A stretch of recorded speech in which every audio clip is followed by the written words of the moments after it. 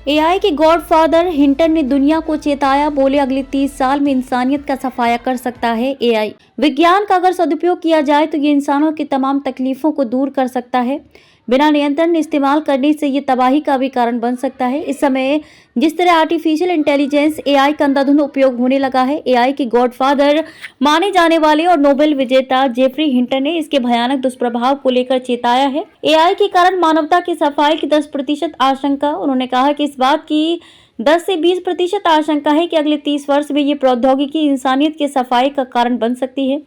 Hinton ने पहले कहा था कि एआई के कारण मानवता की सफाई की 10% आशंका है, लेकिन जिस बेलगाम तरीके से एआई का इस्तेमाल बढ़ रहा है, खतरा भी बढ़ गया है। मशीन लर्निंग को संभव बनाने वाली खोज करने के लिए जेफरी हिंटन को अमेरिका के जॉन हॉपफील्ड के साथ संयुक्त रूप से इस वर्ष का फिजिक्स का नोबेल पुरस्कार मिला है। हिंटन ने पिछले साल गूगल छोड़ दिया था ताकि वे एआई के खतरों के बारे में खुलकर बात कर सके। 1947 में लंदन में जन्मे हिंटन ने 1978 में एडिनबर्ग विश्वविद्यालय में पीएचडी की है। वे कनाडा के टोरंटो विश्वविद्यालय में एमरिटस प्रोफेसर हैं। दुष्ट लोग नुकसान पहुंचाने के लिए एआई का दुरुपयोग कर सकते हैं। एक साक्षात्कार में हिंटन से पूछा गया कि क्या एआई के विनाशकारी प्रभाव को लेकर उनके विचार बदल गए हैं, तो उन्होंने कहा नहीं। एआई से मानवता की सफाई की आशंका 10 से 20% तक बढ़ गई है। हिंटन ने पलटकर सवाल किया, क्या आपने सुना है कि ज्यादा बुद्धिमान को कम बुद्धिमान नियंत्रित करें? ऐसे बहुत कम उदाहरण हैं। उन्होंने चेतावनी दी कि दुष्ट लोग नुकसान पहुंचाने के लिए एआई का दुरुपयोग कर सकते हैं। हिंटन ने कहा, विशेषज्ञ आशंका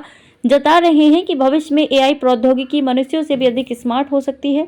इसे सोचकर भी डर लगता है। एआई को नियंत्रित करने की जरूरत। हिंटन ने एआई को नियंत्रित करने की आवश्यकता जताई।